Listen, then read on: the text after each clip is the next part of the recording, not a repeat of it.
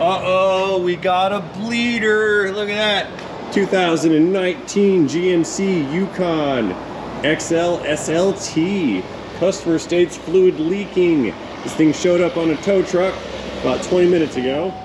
It has approximately 85,155 miles on the odometer. Now, seeing as how we had a leaker, I wanted to get in here and take a real quick look as fast as possible to see what it was before it all drained out.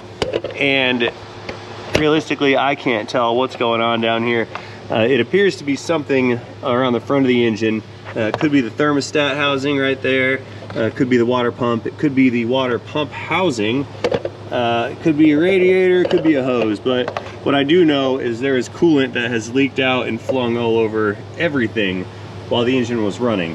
So what I think we need to do here is fill this cooling system up with some water real fast and see if we can't identify where the source of the leak is, because I really can't tell. It appears to be a very large leak, so I'm hoping just refilling the reservoir will provide an adequate testing medium to find, the cause of this leak. Will show us exactly where the failure point has occurred. So let's get this thing filled up with some water. Here it goes. And we'll see if we can see where it's draining out at. Shouldn't take too terribly much, right? Maybe a gallon or so. We'll just fill this all the way up. I'm leaking. My hose is leaking. Okay, I don't see anything going on yet in here. Oh, or do I? Hold on a second. Stand by. We got it. We got a leaker. There it is. Draining right out of the water pump. Look at that. Let's pull this intake ducting off of here first real fast and just get a better view on what we're looking at. I always say that. I always try to say looking at, and I say looking like every time. Not sure why. Error in words. Our word formulation is failing. Oh yeah, from far away, it's pouring out of there. Look at that. It's draining all over the place. Anyway, grab the screwdriver. We're gonna pull these clamps off of this intake tube right here. I'm gonna remove this thing that's gonna give us some access to the front of the engine here. Where's the, oh, that one came pre-loosened. Good job, dealership guys. Anyway, let's wiggle this guy off of here. It's gonna be a two-handed operation to get that to come free. Come here. There we go. Okay, that guy's out of the way. So, what we have here, we've exposed our throttle body, alternator, this whole huge housing down here. That is the water pump housing and thermostat housing. And from what I can see here, the water pump is pouring coolant out everywhere. So let's go ahead and get this coolant soaked serpentine belt off of here, and then we'll dig this water pump out from the housing and take a look. Okay, so we'll put a ratchet on the automatic tensioner down there for the belt. Give this some untensioning action. And then we'll pull the belt off the nadir all the way off. Relax that guy and take the ratchet back. So what I'm going to do is I'm going to remove this belt entirely. I'm not planning on reusing it. It's covered in coolant, and these things tend to absorb that coolant when it leaks onto there. And what it'll do is cause that belt to slip and squeal while driving. We don't want to do that. So, belt. Oh, dang! Look at that. Never mind. Found it. Yeah, definitely the water pump. That thing is gone. It's like running sideways. That's not okay. All right. Well, it looks like I need. Thinking it's a 10mm bolt. Several of them. I'll have to go in through the holes on the front of this pulley in order to disconnect this pump from the housing. Hey, Lauren's here for her mandatory video appearance. Hello, darling. Hi. Lauren, will you do me a favor? Yeah. Will you go into the office land next time you make your rounds and order a water pump and a serpentine belt for this Yukon, please? Yep. Thank you, darling. You're welcome. Love you. Okay, so like I was saying before I noticed this thing was falling apart here, we've got some 10mm bolts behind this pulley. Now this pulley is press on and is not going to come off the pump, so we need to reach in between the holes in the pulley to access the fasteners. Kind of confusing, but maybe to the uninitiated, but GM has been doing this with power steering pumps for a very long time, so we're used to their treachery.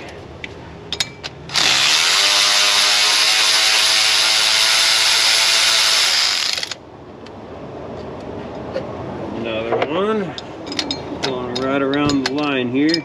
Should be one right about here. Should. It's in there somewhere.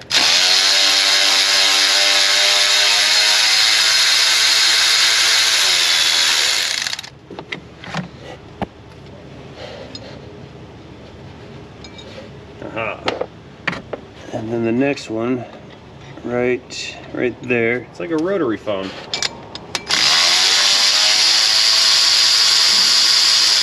You guys remember rotary phones? You may think I'm too young, but I have operated a rotary phone in my lifetime. Oh, that one's in there pretty good. Can't get my flanges on it. Here, we'll just flex the bearings. That'll give us space to get in there. Okay, next one.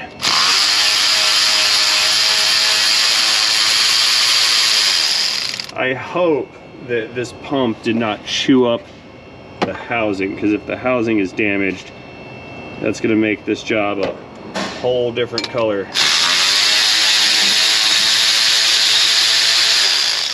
Or this horse. Or you know the saying, the thing, you know the thing, man. Come on. Okay, I think that's all of my pump bolts. There's more coolant leaking out, so I'm assuming it's coming free. So what we gotta do, just get a hold of it, pop this thing out of the housing. You gonna come out? He said no. I don't want to. There we go. Got it. Good thing that's all water. So we got a gasket on there, I believe. Either that or that's the imprint of the gasket. Yeah, look over here. The gasket is still attached to the pump. That's the sealant that is on the gasket. So, here we go. We've got our pulley, pump housing for the pump, and then it's got the impeller. Look at that thing grinding against the impeller housing. Look at that. It's been grinding here and not grinding here. Oh yeah. These bearings are junk. Yeah, das ist nicht gut. So anyway, that's the problem. Needs water pump housing, or a water pump. The pump housing has remains unscathed here. This is fine. There's nothing wrong with the housing. This is good, because that housing takes like 5 hours to change, and this does not. Would you believe that this called for 3.4 hours labor to replace this? That's what my book said. Now I'm assuming that maybe they meant the housing takes 3.4, but it only gave one labor op, which was 3.4 for water pump. And this is the water pump, so I can only assume that it says this takes 3.4 hours. And from what you guys just saw, this is like a 1.5, 2 hour tops type of job. Anyway, let me go get that stuff ordered, or check on the order, see if Lauren has ordered it, and if so, we'll come back and we will clean off this sealing surface with a Ziz wheel. Mr. Dave, can I borrow your air hose, your air line? I said line and hose at the same time. You're all done? Thank you, sir. Your air hose. It's an air line, air hose. Anyway, we need it to run our abrasive little Ziz wheel. So I actually need to emphasize the abrasion characteristics of these Ziz wheels. I called this lightly abrasive the other day, and somebody said, no, that's heavily abrasive. And yes, it is heavily abrasive, but it's also lightly abrasive. If I were to compare this to, I don't know, like 80 grit sandpaper on a mechanical sanding belt, then this is lightly abrasive. If I compare this to a nail file, it's heavily abrasive. Point being, it is abrasive, but that's subjective in my opinion. Other point being is, since it is abrasive and since this is aluminum, you have to be careful to not take away some of the metal, because yes, you can grind away steel with abrasion pads such as this. So we're just gonna go moderate speed, light pressure, and we're just gonna use this to scrape away all that discoloredness on this sealing surface. So we're not gonna take away metal.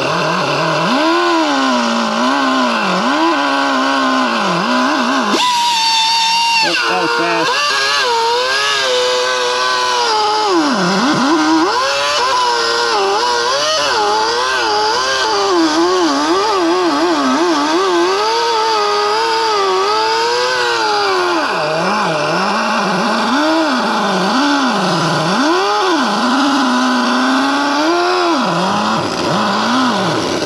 There you go.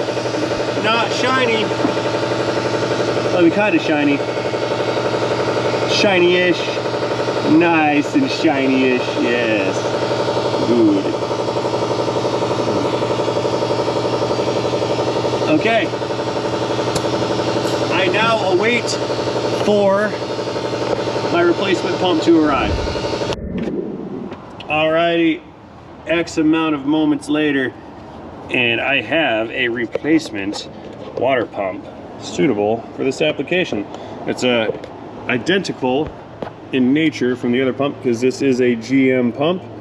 It is the one that goes in it, not a Chinesium knockoff.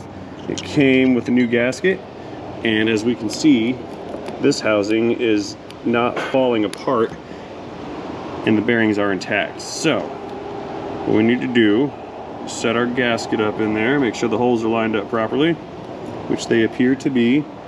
We've got an alignment dowel, which I think it's going to be that guy right there. So we do have an alignment dowel to align the pump and its bolt holes. I had that backwards. That's good. That dowel is going to line up with this little drilled pinhole right here. That's going to maintain alignment of the unit. So what we need to do is take a couple of the bolts and feed them through to maintain alignment on or of the gasket. So we know this one is the top and it's left side, so this bolt that I just put in is going to be this one right here on the pump housing. And then the other side, I'll just put in this bolt right here, and that should be sufficient to get the proper alignment to install this pump. Okie dokes, pump is coming in. So I've got 1 bolt, 2 bolt, and I stuck one at the bottom for good measure, but we're just gonna focus primarily on those top bolts. The reason that those bolts are in is to line up the gasket and prevent it from falling out of place while I hold this this pump in position here and try to get it all lined up. Okay, those are two of them are installed. Number 3, we'll get that one threaded in. There we go. Okay, so all the bolts are in. Well, 3 of them are in. Got 3 more to go here. Let's get that guy started.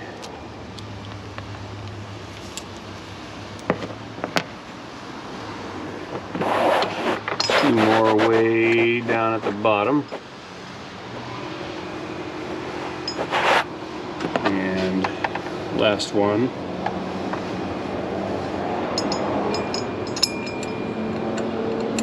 Can't see. Okay, that one's in. So now we're going to come back through with the electron ratchet here and snug all these fasteners down.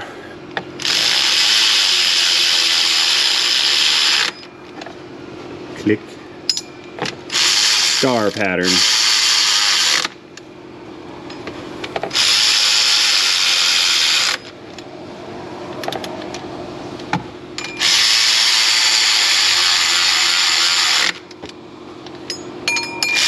Ding.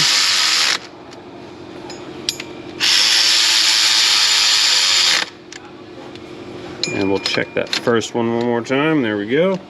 Okay, so this pump is in position, installed. Let me fetch the garden hose. I want to rinse off all the coolant that is on the rest of the belt drive system, and then we'll get the new belt installed in its place. Rinse all this old nasty coolant out of here. It flung on everything.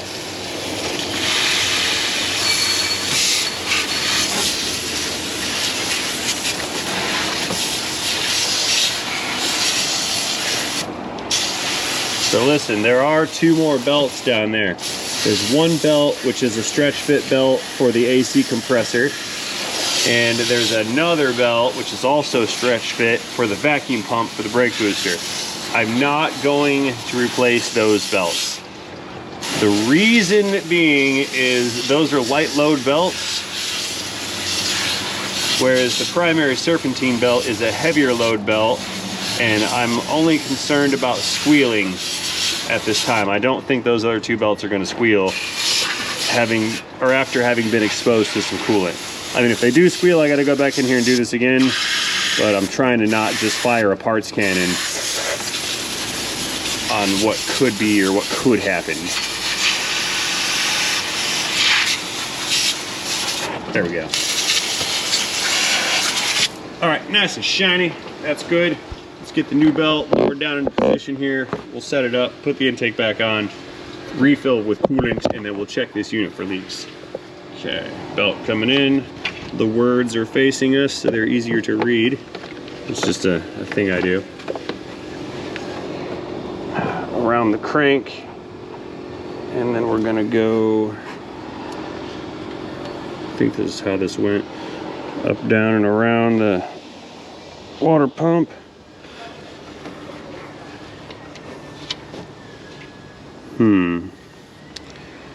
Something's not correct here. What did I do wrong? Wait, I remember having to fish the belt like out from behind that tensioner right there. So how does this tension? Let me see here. Loud noises. So it pulls that way in order to tension, right? So that means it's going to probably pull up from the crank, I think. So let's try wrapping it around. Here's how it goes. I got it. I fingered it out.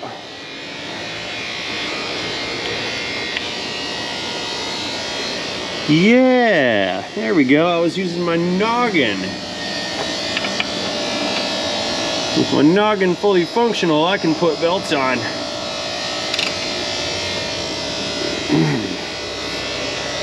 Yeah, that's correct. It's just tight. There. Good to go. That's on the pump, it's on the tensioner, it's on the crank, and it's on the nadir. So, let's bring our intake back into position here. We'll plug that into the throttle body where it belongs. Over here on the left, we'll get the tube back on and connect the clamp that was never connected from a previous service visit. It wasn't me, I didn't do it, but somebody did. The concrete grinder's still grinding concrete. The clamp is clamping.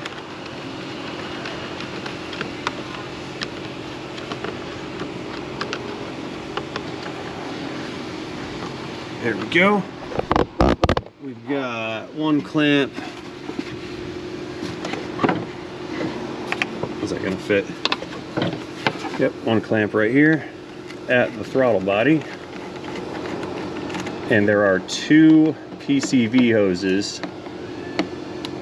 one on each side of the engine. They're going to plug the valve cover into the intake stream here. Snap that guy in. Click.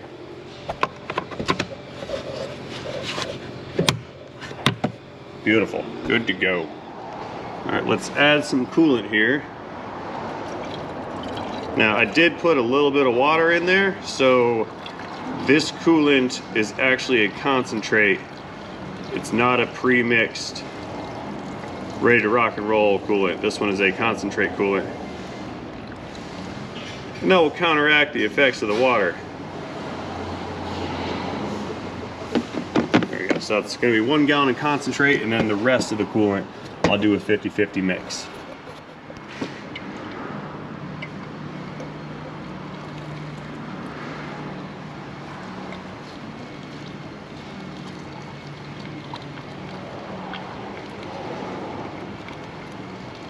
Yeah, that's a couple gallons, good. Now, let's go ahead and move around into the cabin, restart the engine, and we'll recheck this whole system for any kind of leaks. Okay, foot on the brake here, beginning engine restarting sequence now. Good. It's all looking good there.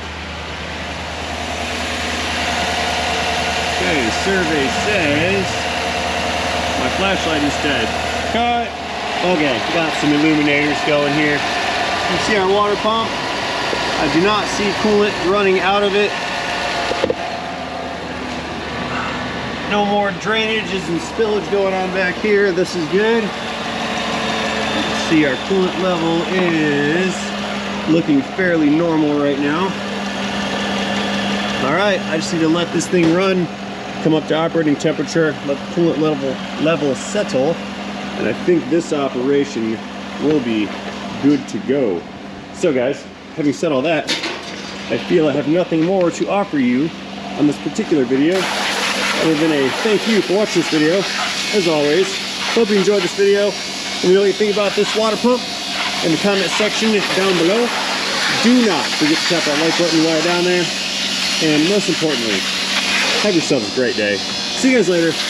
In a video, in a GMC, in a Yukon, in the water pump, in the transmission.